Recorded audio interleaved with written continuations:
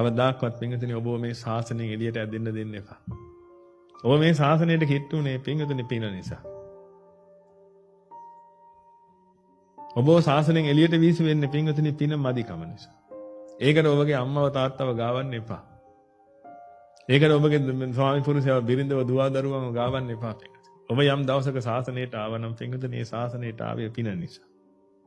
ඔබට මේ ශාසනයේ ඉන්න පුළුවන් වුණා නම් ඒ පින නිසා. ඔබට ශාසනයේ ඉන්න බැරි වෙනවා නම් පින්වතුනි ඒකට හේතුවක් පින අඩුකම තමයි. නමුත් ඔබ දැනගන්න ඕන කාරණාව තමයි පින්වතුනි සම්බුදුරජාණන් වහන්සේගේ පාදමූලයේ ඉන්න තියෙනවා නම් පින්වතුනි ඊට වඩා සැපතක් තව කොහෙද තියෙන්නේ. නමුත් පින්වතුනි යම් අවස්ථාවක තරුණ දරුවෙකුට හිතෙන්න පුළුවන් කාන්තාවක් එක්ක සරණ යන එක භාග්‍යවතුන් වහන්සේගේ සරණ යනවට වඩා මහා ශ්‍රේෂ්ඨ වැඩක් කියලා. එහෙම හිතෙන්නේ ඇයි කියලා දැන් ඔබ හිතලා බලන්න. කාන්තාවක් සමග පින්වතුනි ඒ ආස්වාද කටයුතු වල නියැලීම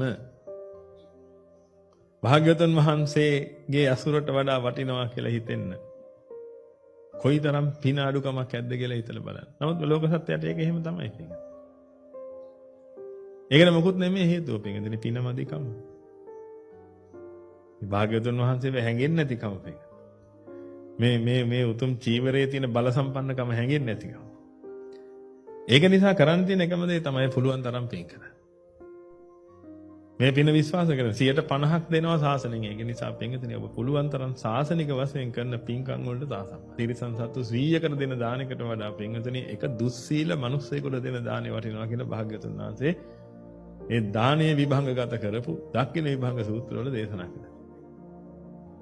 තිරිසන් සතු 100කට දුන්නට වඩා හොඳයි කියලා ඒක දුස්සීල මිනිස්සෙකුට දෙන දානේ. ඒ කියන්නේ පින්වතුනි තිරිසන් සතා කියන පැත්තෙන් හම්බෙන්නේ ඔච්චරයි. අද ඔබට පුළුවන් වෙලා තියෙනවා පින්වතුනි. සම්බුද්ධ ශාසනය වෙනුවෙන් ඔබගේ ජීවිතය කැප කරන්න. තිරිසන් සත්ව 100කට දෙන දානයකට වඩා එක දුස්සීල මිනිහෙකුට දෙන දානෙ වටිනවා. දුස්සීල මිනිස්සු 100කට දෙන දානයකට වඩා පින්වතුනි මේක යම් ප්‍රතිපදාවක ඉන්න. භාග්‍යවතුන් වහන්සේගේ පිරිස නෙමෙයි. ඒ කියන්නේ ආර්ය පිරිස නෙමෙයි මේ. යම් ප්‍රතිපදාවක ඉන්න පූජක ආදී වශයෙන් යමක් කරගෙන ඉන්න යම් වෘතයක් හරි සමාදන් වෙලා කටයුතු කරන එක්කෙනෙකුට දෙන දානෙ වටිනවා.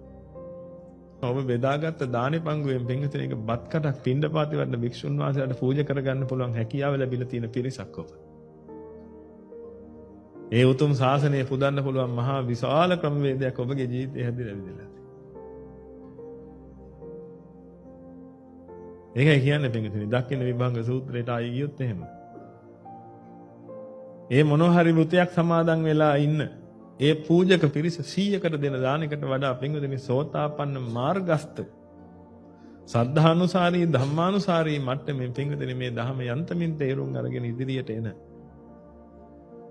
අන්නේ එක්කෙනෙකුට දෙන දානේ වටිනවා කියලා. ඔය අතර කවුරු හරි ඉන්නවා නම් පින්වතුනි සෝතාපන්න පලස්ත සෝතාපන්න ඵලයටපත් වෙච්ච පින්වතුනි අර වගේ 100කට දෙන දානයකට වඩා මහ ප්‍රබලයි කියලා කියනවා සෝතාපන්න එක පුද්ගලයෙකුට දෙන දානේ. ඒ වගේම පින්වතුනි සෝතාපන්න ඵලයටපත් වෙච්ච 100කට වඩා පින්වතුනි සකදාගාමි මාර්ගස්ථයටපත් වෙච්ච. ඒ කියන්නේ සෝතාපන්න ඵලයේ ඉක්මෙව්ව. සකදාගාමි මාර්ගයේ යන්නේ. ආන් එහෙම පිරිසකට දෙන එක්කෙනෙකුට දෙන දානේ වටිනවා කියලා අර 100කට දෙන දානයකට වඩා. දැන් එහෙනම් කල්පනා කරලා බලන්න පින්වතුනි ওই විදිහට ගිහිල්ලා ඔබට මොන තරම් අවස්ථාවක් ලැබිලා තියෙනවද කියලා පින්වතුනි මේ උතුම් ශාසනයකට දන් දීලා. මේ උතුම් ශාසනයක් ඇසුරු කරගෙන පින්වතුනි ඉතුරුවක් කරගන්න. ඒ හැම එකක්ම ඔබ කරන්නේ පින්වතුනි ඔබට කරන්න පුළුවන් ප්‍රමාණය. අපි හැමදෙස්සෙම ඔබට කියලා තියෙන ඔබට කරන්න පුළුවන් ප්‍රමාණය කරන්න බැරි ප්‍රමාණ කරන්න යන්න ඕනේ නැහැ. ඔබ කරන්න පුළුවන් ප්‍රමාණයෙන් කරන්න පුළුවන් හැමදේම කරන්න පින්වතුනි. ඔබගේ පැත්තෙන් දාන්න 50ම කොහොම හරි දාන්න. රුපියල්ද දාන්න කිව්වේ? රුපියල්ද දාන්න කිව්වේ? නෑ මේක. 50ම දාන්න ඔබගේ පැත්තෙන්. පින්වතුනි අනිත් 50 ඔබට කොහොමත් හම්බ වෙනවා. මොකද ඔබ සම්බුද්ධ ශාසනයකට කටයුතු කරන නිසා. ඒකයි ඔබ කරන හැම පූජාවක්ම පින්වතුනි සම්බුද්ධ ශාසනය සිහිපත් කරලා කරන්න කියලා කියන්නේ. පින්වතුනි මේ සම්බුද්ධ ශාසනය කියන එක සිහිපත් කළාම ඒ අෂ්ටාර්ය පුද්ගල මහ පිරිසම පින්වතුනි ඒකට අහු වෙනවා පසේ බුදු කියන මහ උතුමන් වහන්සේලාත් එක්ක. ඒ විතරාගී මහ ගුණය පිළිතලා තියෙනවා පින්වතුනි ඔය කියන මහ උතුමන් වහන්සේලා සියලු දෙනාගා. අඩු වැඩි වශයෙන් පිළිතනවා. එන ඔබ සම්බුද්ධ ශාසනයකට පුදනවා කියලා කියන්නේ පින්වතුනි උතුම් වූ නිර්වාණගාමිනී පටිපදාවයි ඔය පුදන්නේ.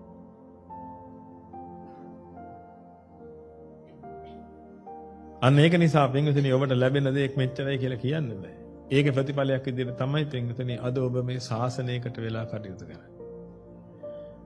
මේක මෙතනින් නතර කරන්න එපා පින්වතුනි. ඔබට මනුෂ්‍ය ජීවිතයක් හම්බෙලා තියෙනවා. මේ මනුෂ්‍ය ජීවිතේ කෙලවර වෙන්න කලින් මේකේ තියෙන